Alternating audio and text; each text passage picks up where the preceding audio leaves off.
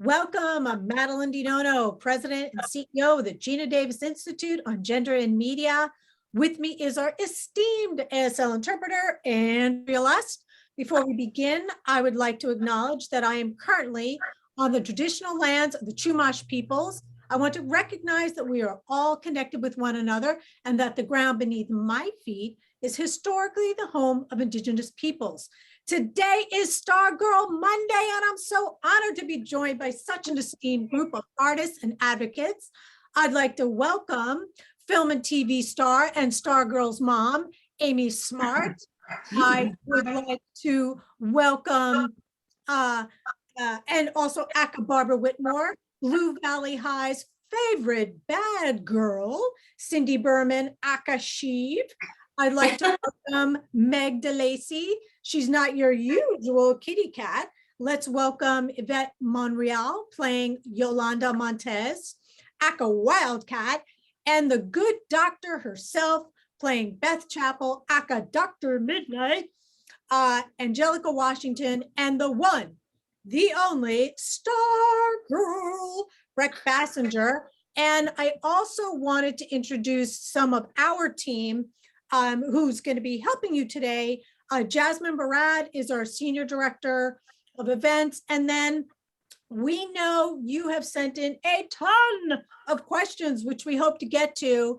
And the key to getting your questions answered is Lisa Emery, who's our Director of Digital Media. So please post your questions in the Q&A. Do not post your questions in the chat.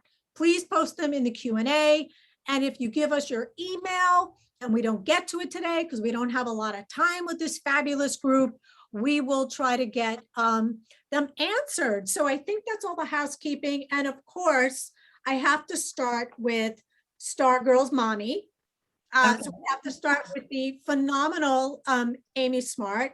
And so Amy, you know, there are a few new things for you with the show. You know, one, it's a superhero show. Which not that you were thrilled about that, but that's a new thing for you. But can you really talk about this idea of, and one of your comments was, you know, some of these superhero shows are so over the top. And what you liked about your character as Barbara was that this idea of grounding in reality. So can you talk about that from the standpoint of what attracted it to you, why the show is different? And just a little bit more about your character, and also going into season 2.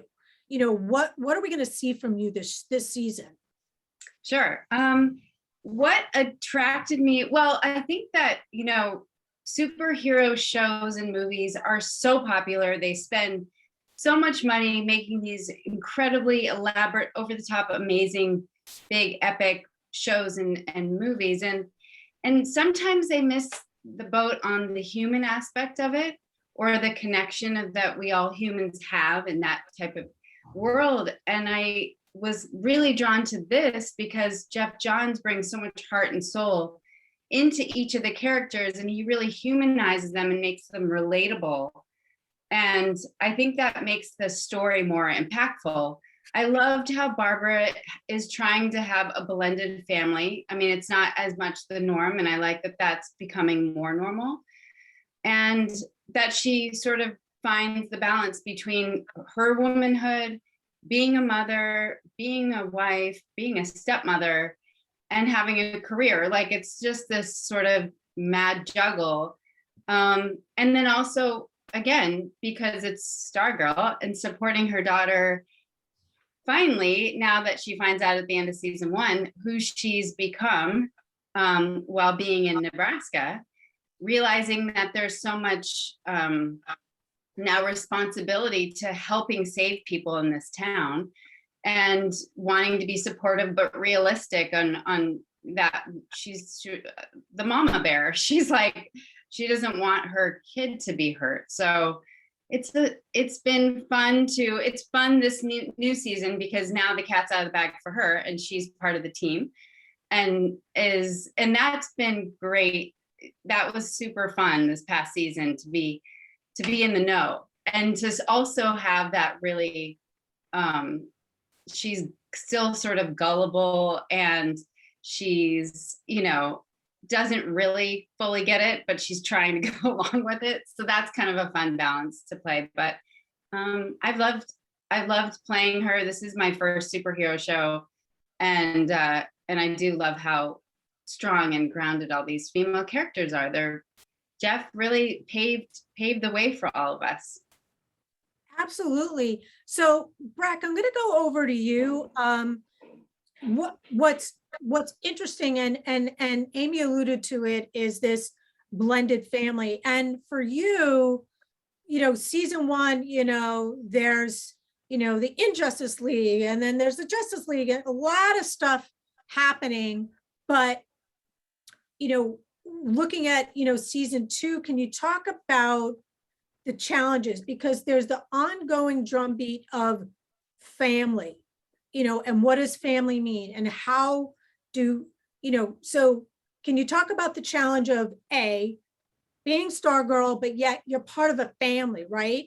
And then number two, this darkness that's kind of, seeping in. I'd love for you to talk about that. And then everybody's seen the episode, right, for season two with this group, so I can I'm not giving away a spoiler alert, but there was a phenomenal fight scene. And also I'm wondering if there was a reveal there of maybe a newer bad character that's coming in. So I have a 3-part big bucket question for you. Okay. Well, I do know in season one, that was a thing Courtney dealt with a lot, is the blended family aspect. I think from the beginning, her relationship with her new stepfather, Pat, played by Luke Wilson, there was a lot of challenges, and she wasn't necessarily accepting to the idea of this new blended family. A big part of that is she felt like it was his fault they were moving across the country. So that meant losing her friends, and she's in high school. Obviously, that's a very difficult time for change regardless. But I really loved the arc between her and Pat specifically throughout season one. Just by the end, her accepting him as this father figure, I felt it was very well deserved. And it was it wasn't just flip the switch. He had to earn it. And she had to earn the role of being his new daughter too, because she definitely had to make some apologies. And then as for season two, I feel like something she really struggles with is the balance of the family, being a superhero, school, friends, team leader. And it does kind of get the best of her in that she ends up failing summer school, or she ends up failing school and has to go to summer school. And so that's something she has to overcome, is just finding that balance of life and being a superhero, because she doesn't know how to do it at this point. And then the darkness, at the end of season one, there was a really fun teaser where Shiv, Cindy, found the black diamond, and that has a lot to do with the darkness that season two holds. From the very beginning, the opening scene of season two, the tone is just a little different. A lot of horror inspirations. And I think it'll shock a lot of fans how different it is. That's just fantastic. Yeah, absolutely. And so, Angelica, I'm going to move over to you. There's so many nuances and dimensions to, Beth Chapel and, the Dr. Mid-Nite. First of all, was there discussion when you were auditioning about, hey, we're going to flip the gender on this? So I was curious about kind of that evolution. And then I have a follow-up to that. Hi, thank you, for everyone being here. Y'all look amazing. Brec, love your hair curly. Yes, girl. And yes, when it came to Dr. Mid-Nite and me playing a stereotypical white male, who was the original Dr. Mid-Nite, and me obviously being a Black woman, I did not know at all before I auditioned who Dr. Mid-Nite was. And I had no idea of the second generation Dr. Mid-Nite, which is a Black woman in the beautiful yellow and black suit. But in the very beginning, I had a conversation when I booked the role I went in to meet Jeff and the writer's room of Stargirl and some of our awesome producers. And they were very, very transparent with me that some people would hate the fact that this character, who's traditionally a white male, would be a Black woman. And some people will love it. And it just is what it is. But Jeff wrote it very specifically. He knew exactly what he wanted. And I'm obviously very grateful that he did. And I feel very connected to Dr. Mid-Nite, both the original and the new version, as the original, of course, being a white male, but being all that he is in his esteem, and also the woman version of that. I obviously connect more to that. But if I'm being super honest, I know Anna Diop, who plays Starfire on Titans, when she originally booked that role, she got a lot of hate on social media.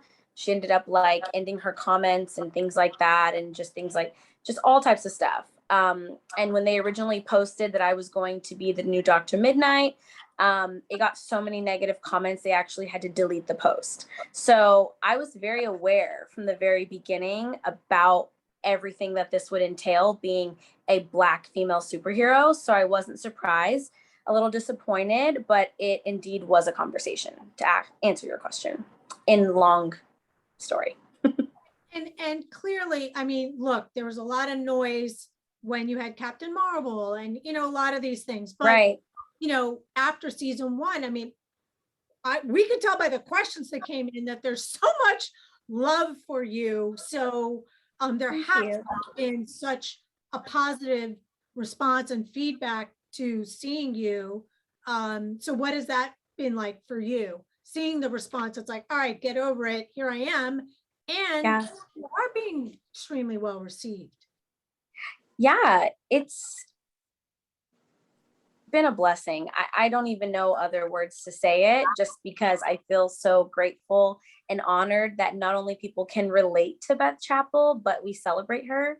I feel like I celebrate her every day because I am her, and I have the honor and pleasure of getting to be her, but getting to see other people say like, hey, I love Beth Chapel, or I've never seen an actress, let alone a superhero, on TV with an afro, or like with short curly 4C hair, like simple things that seem like nothing to a lot of people. But I personally never grew up seeing any live action superhero look like me. So me getting to be that representation for myself and for the next generation is like everything. I don't even, it's like, it's an honor, but it's also such a blessing. And I hold a lot of responsibility and a lot of gratitude for that.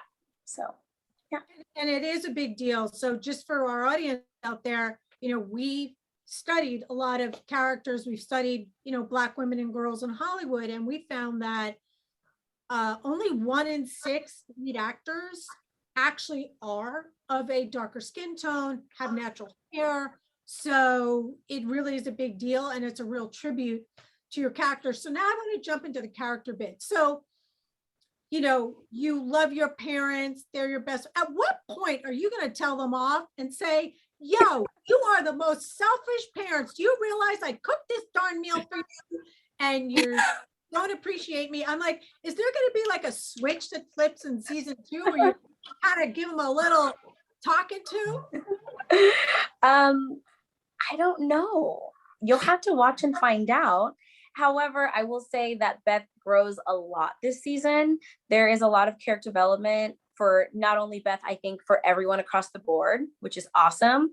But we get to definitely see the relationship of Beth with her parents grow a lot more. I won't tell you if it's good or bad, but I'll tell you that they grow. They have self-growth. And so there's that. Good tease, good tease. All right, so we'll stay tuned on that one. So now, Meg, over to you, our favorite Blue Valley bad girl. So here's the thing. I mean, your character is extremely complicated, and if you really want to think about it, you know, there's this kind of trope of mean girl, but what I think we're seeing is you have to get below the surface of that, because a lot of your response is because of, you know, the horrendous childhood and, you know, how your father has treated you and how he looks at you, you know, kind of not really being part of him. And there's a lot of insecurity. So can you talk about the nuances of bringing all of those dimensions into the character, and also, you know, that, you know, what we're going to see more of from you in season 2? Because Right. it's complicated. It is very complicated. Yeah, I mean, Cindy's whole journey has been kind of like loss after loss, and she's struggling with putting on this confident show, but also feeling unwanted and unloved. And in season 2, you know, she enters this story kind of on her own, with no support system, really, no family. And so when I was doing work on Cindy, I did a deep dive on just the underbelly of what it feels like to not really have anyone to go to for help. And that's why she does rely on herself a lot, but she's also a teenage girl trying to figure everything out and doesn't have all the answers. So she's misled. And I also think that her coming to Eclipso and all that stuff, that, you know, you're gonna see a lot of struggle between them two. Trying to find guidance within that is a whole other beast, you know? So yes, approaching her and knowing that she had this dreadful childhood with her dad not loving her, with her mom, she accidentally, we know this, she accidentally killed her mom when she was 7. She has shivs in her wrists, so she got angry and lost control, lost her anger. And kind of like, yeah, understanding that she's just as lost as everyone else.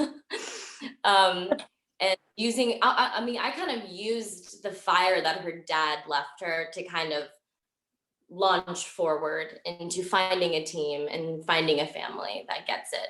And I think also she's just kind of like jealous of the fact that Courtney and the JSA, they get along so well, you know, and she wants support like that. So she just goes about it in a really horrible way for a little bit. Well, hopefully, and you know, people could see that, you know, the dimensions on that. And I want to build on what you were saying once again about this family thing. And Yvette, I don't know if we can get you on camera. I think you're with us. I don't know if there's a problem with your camera. Are you hearing us? Oh my gosh, was it not on the whole time? Yeah. Sorry. I texted you. I was like, "Where are you, Yvette?" You made Sorry, I'm right here. entrance. Welcome to the Zoom. No, this is great.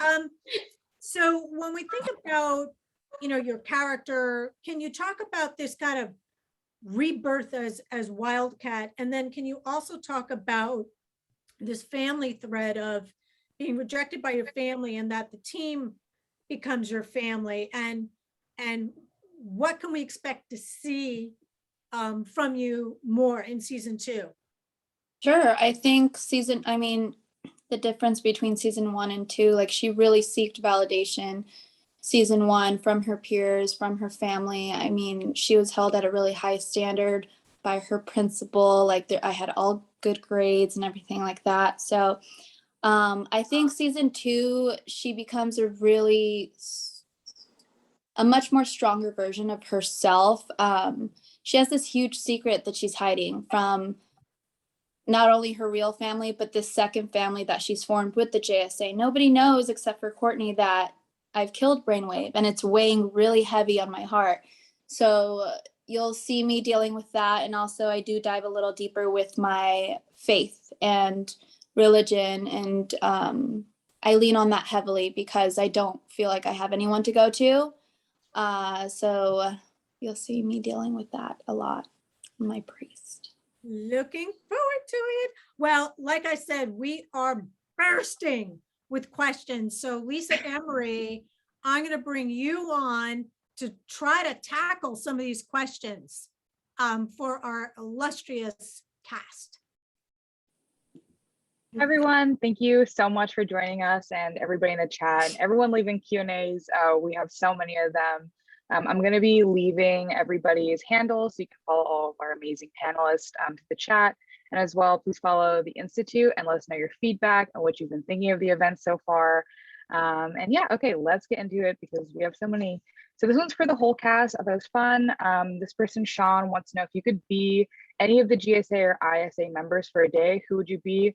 And also Sabrina asked if you could recruit and create your own ISA team from the show from other characters of the DC universe, who would you choose? So kind of two similar questions. Amy, do you want to start? Okay, well, I would probably like to be Courtney, because I would love to fly. I have dreams of flying, and I think that would be so much fun to just be able to fly. I think I'm frozen too. Okay. No, we heard you. You were great. Yeah, it was perfect. I'm gonna this might sound weird, but I want to be Shiv for a day, just because I feel like it'd be fun to be like the bad girl of Blue Valley. Like that just sounds like a good relief of everything. Get it all out. I agree. I actually also want to be Shiv because I want the things to come out of my wrists, just like, you know what I mean? Just like slice people. I think that's really cool. Meg also gets to do like really cool stunts, and it just seems so fun to be like the evil mean girl, because Meg is not that at all, by the way. So I'm sweet, I swear. I swear. I feel like I'd want to be Dr. Mid-Nite because you can tap into a whole just like lab of information and just be like, I already know, thank you, but I know. And just like when that one scene in season 1, when you're kind of going through my house and you're seeing all these things pop up and you're like, this is the backstory of this, and her dad was, you know, from the 40s or whatever, and you know, like this is Bobby Burman, and like all this stuff. Like if you can just tap in and kind of collect all this information quickly, it's like you're a genius. Like, not to go up on a little rant, but like, could you imagine going into like a thrift shop with Beth's Oh my God. clothes? Like you would just I'll find them like that. That'd be amazing. Yeah, like who made it, when it was made, what color it is exactly. Like, yeah, no. It'd be What's the insane. material? What are we Yeah. talking? it would I take feel like you I would forever. probably be, I feel like I'd probably be Eclipso. I feel like it was so fun to just see the complete opposite of what I am in the show, and just like the way he went about it, and even his development with the character was so fun to watch. I would love to go that dark. It was so His fun. brah, brah. Oh my man, I love that. It was so good. It was so scary. For you guys who have no idea what we're talking about, Nick, who plays Eclipso, before he would get into character, he would do this like chant thing, or he would, Preparation like, for his he for comes his from character, theater. he'd, like brah, brah, and we would all be like, wow. Oh, it gave me like, I was like, he kind of inspired me, just like the amount of confidence he walked in on set. I was like, I want to walk in, and if I need to make noises to get into character, I want to do that, because me would be like, oh, am I being loud, or I don't know. But so it was, I don't know. I liked it. I liked watching it. It was inspiring. Yeah. He literally pushed me Actually- after I saw him that first time of his preparation. I was like, whoa. He pushed me a little bit. Yeah. It reminds me actually, of all of us, we jump. Like all of you do it, but like sometimes when the scene is high energy, we jump and we're like, jump to get like energy. That's how I kind of felt watching him. Yeah, exactly. Yeah. It's great. That was perfect, because somebody else also asked, do any of you have anything special you do preparing to get into character and before filming? So does anyone have anything else? But that's a super fun story. And I love that you guys all love each other's characters as much as you love your own. I know. I have a whole playlist of stuff. Ooh. Were you gonna say that? Wait, were you gonna say No, that? but that's way cooler than my answer. I just have like a Shiv playlist that I listen to on the way to work, and I'm just like, some of it's kind of like depressing music if I'm like doing, you know, a deeper like emotional scene that day, but a lot of it is like Wait, who are some of the artists? Yeah, like Who are some Tommy of the artists? Genesis, like, you know, just kind of like bad girl, like I'm the ish, like, yeah, like get out of the way, just kind of like to pump you up a little bit, and I'm like just driving and I'm just feeling myself like icing Every my time face. I hear Billie Eilish say "I'm the bed," I think of you. Yeah, the crown. Shiv. That's on the playlist, actually. That was your song for See me on the crown. for the photo shoot. Love it. Oh yeah. Yes, I remember. Oh, those are so fun. Yeah, it's a perfect time to play I also something. listen to music too, like according to like what my scene is. I'll make I have a Wildcat playlist, and I have certain songs that are for emotional scenes, certain songs that for my stunts and stuff like that. If I get to do them, ever since I hit someone in the face last season, but it was an accident. It's fine. Tough love. Oh, I love these playlist things. Do you ever post on your Insta stories any of these playlists? Or I'm sure the fans would love to know what you're listening to. I think that is so cool. I don't post, but I mean, I'm willing to. They want to know, I'll post it. That's actually a great idea. If in my head, I'm like, oh, who would want to like listen to this? But then it's also kind of interesting because it's exploring a creative mind. And that's actually a great idea. Why don't we do that, guys? It's like I listened to Yeah. Yeah, that's an awesome idea. I think that, yeah, the audience, the fans would love to know like what your character might be listening to. Okay, cool. This one is from Taylor, and they want to know, how do you feel knowing that your heroes are inspiring and empowering girls and women to make a difference?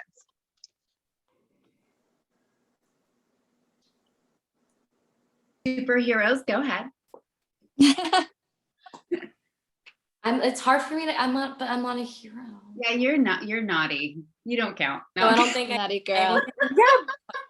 If I'm honest, I don't, even though like Meg, you're like a villain technically, right? You're not a hero. I still think just seeing young girls, particularly ethnic girls, just on TV is probably so inspiring. I know how I felt when I used to watch like Keke Palmer on True Jackson VP or Raven on That's So Raven. So I can only imagine what that feels like, for other young girls. So I try to think of it's hard to actually think of myself as that, because I think I'm so normal and like low-key basic that I'm just like, who's inspired? I don't know. But I love the idea of it. And when people say that, I try to receive it as well as I can. I know for sure I see it in my cast, and I see it in the impact our show makes just based on what people have written to us, fan mail we've gotten, comments, posts, the incredible artwork people make of us, like just so beautiful, edits, just everything. So I try to receive it as well as I can, but I do think, I don't know if it will ever get old. I pray that it never does, because I'm so grateful. But I think that sometimes for me personally, it's hard to even kind of believe. I'm just like a basic girl from Bakersfield, California. Like, I'm not that special. So it just is a little difficult, but I am grateful. And I hope that people are inspired by the work we're doing. And I hope that they see themselves in different characters and aspects of each character. And then I hope that from that, they pursue their own dreams, because I know that we're all pursuing ours. So yeah. That was beautiful. Yeah, I was like, that was great. You hit it right on the nose. Talking more like, I know Courtney as like a character. I think she's a truly inspirational character. Just her optimism, passion for life, her ability to see the good in everyone. So just getting to play such an inspirational character, I know I take things from her all the time. And I have to say this, Amy, I think Barbara is like the superhero of us all, like the way she balances being an amazing mom to a superhero. Like, I can't imagine anything more difficult, especially Courtney doesn't give it to you easy. And being a wife, like, I think she's a superhero for a lot of people as well. Oh, thank you. I think just having these strong female characters and how diverse we are, I think that like and I know I tease with you, Meg, with your character, because you're like the awesome evil villain shit.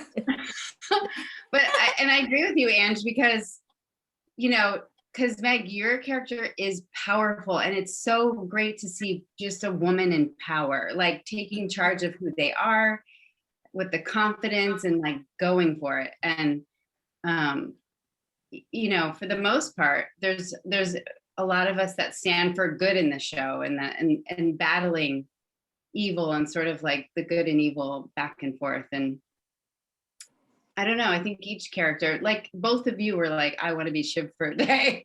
It's true. We all want to like explore our dark side, and we all want to like do good in this world.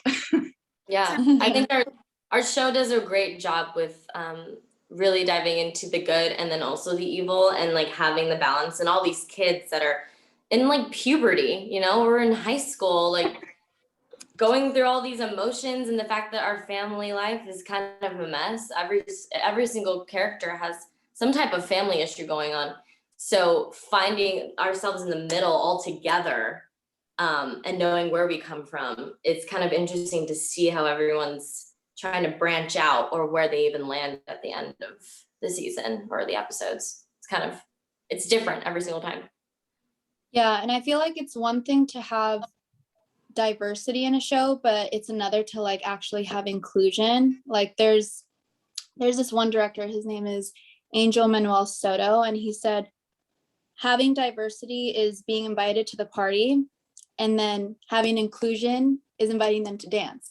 And I feel like you can find that within every character in our show. Like there's somebody for everyone to relate to, and that's what having a diverse cast, like that's what's so good about having such a good diverse cast. I like that. I love that. That's a great note to end that question on. And yeah, we've gotten multiple messages of people just saying how impressed they are with the inclusion and diversity of the show as well. This one is for Amy. It's, how was the new Barbara contemporized from the original Barbara from the original series? Well, I kind of just know her more from the comics. But I feel like with comics, and honestly, I haven't read all of them, so I can't tell you like I've read every single one that Barbara was in, but I feel like she has a little bit more heart. She seems kind of tough in the comics. And I think that she just is like, Barbara's really been developed in such a human form, where it's like I felt like a little bit more two-dimensional. Also, she's based after Jeff John's mom. And because of that, he brings so much heart into the show. I think, especially because it's named after his mom and his sister. So I think he wants them to be represented in a really big light, and in a complex and very like sort of heart-led character. I didn't know that, Amy, that it was based on his mom. Yeah, That's Barbara. awesome. That's awesome. I didn't know that either. I knew, obviously, of course, his sister, but I didn't know his mom's name was Barbara. When I met her, I think I just said, "Hi, Jeff's mom." So that's cool. And also it's loose. I mean, I don't think Barbara's like 100% his mom, but I think it's loosely based, you know. Yeah, of course. Yeah. It's cool. Love that. Everyone's learning something new. Off that question, Tasnim wants to know, what comic storylines would you love to see adapted on the show? This is for everyone. Well, I know I can't get on Instagram any day in life without seeing #Our Night. So clearly everyone is obsessed with Our Man and Dr. Mid-Nite being together the way they are married in the comics. I didn't know that. Yes, they eventually get married in the comics in JSA. Might be Infinity Inc. actually. I think it might be Infinity Inc.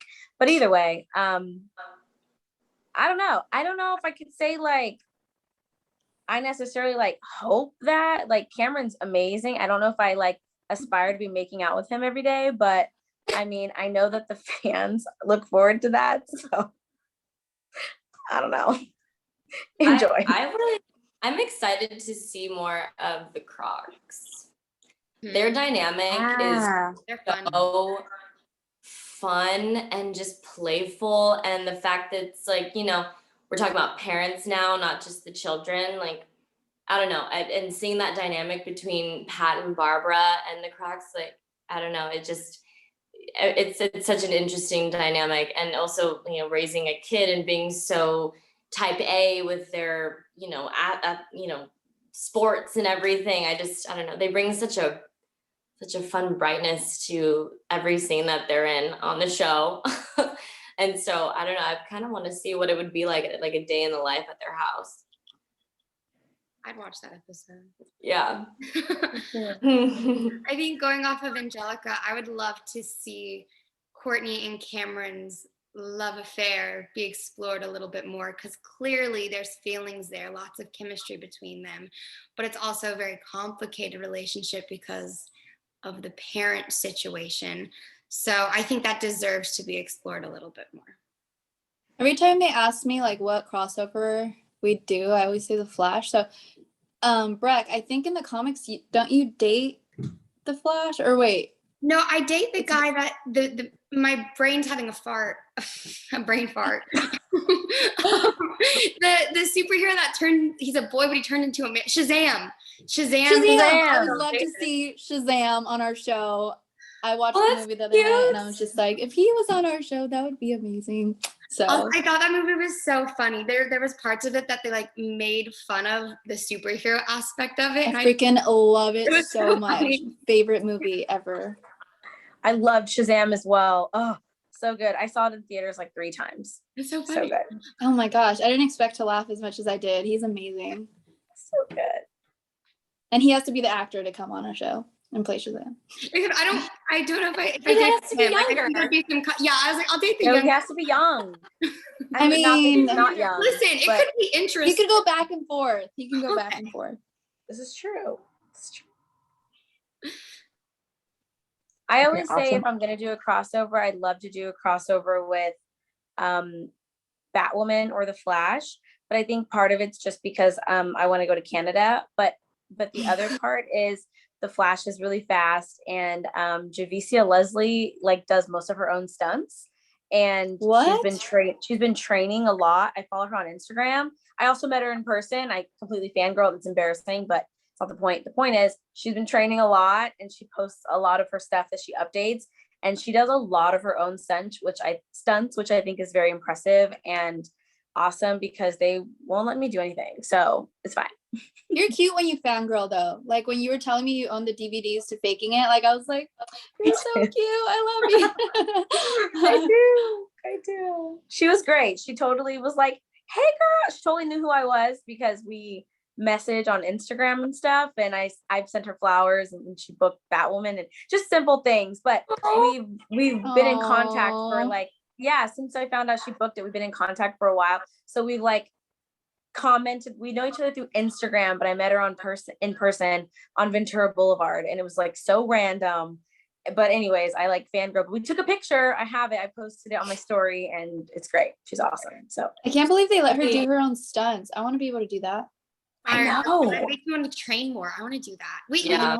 there was like in the finale of this season, they let Meg, Yvette, and I actually do some combat with each other, and it was like an adrenaline rush when they were like teaching us so photography. I was like, it feels so real.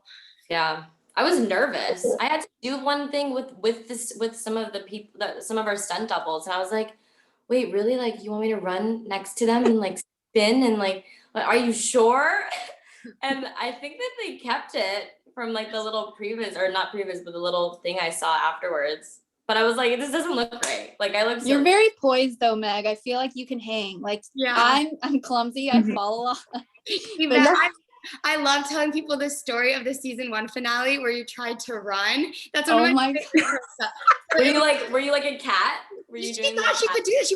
I was trying to run on all fours. We were like amping her up. We're like, yeah, that'd be super cool. That makes sense. But then we realized like, oh wait, she's not really a cat. So it just looks like a bear crawling across the room. But Brec was hyping me up. She was like, oh my gosh, that'll look so good. Just do it. Surprise them. Just do it. And I'm like, she'll be like, all 4 like limbs off the ground at once. Like they're gonna be like, how did she do that? Oh my I gosh. can't without wires. It was great. It was great. Well, unfortunately, we have to let you all get back to work. And we're out of time, but as Lisa mentioned, if you give us your email, we will try to get your questions answered. And everybody's homework assignment, drum roll, What are we all doing tomorrow night at 8 p.m. ETPT? Stargirl! Yes, so I just want to thank you all so much. We're so thrilled. And maybe you'll post your little inspirational playlists on your IG Yes. accounts. And we just can't wait to see the rest of season 2. And thank you so much for joining us. Thanks so much to our audience and our CJ members. And I hope we'll see you again. Thanks, Thank everybody. you. Thank you so much. Bye, Thank ladies. you. Y'all soon.